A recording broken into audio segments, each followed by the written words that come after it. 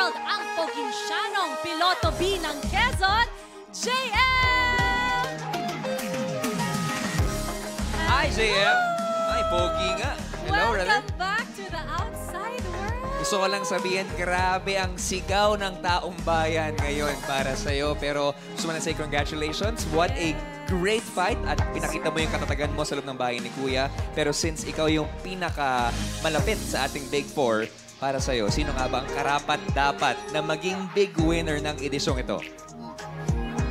Para sa akin, lahat naman ho sila may quality ng pagiging big winner. Pero siguro sa akin, I think si Kai. Kai? Okay. Bakit? Okay. Kasi, lahat naman ho sila may quality ng pagiging big winner. Pero, kay ko ho nakikita yung fighting spirit ng pagiging big winner. Yun ho. Maraming salamat sa kasagutan mo. Muli, JM, thank you so much for sharing your story, for sharing your heart. Sobrang dami mong napapasaya at Thank you so much. na-inspire, and your family and your supporters are so proud of you. Thank you so much.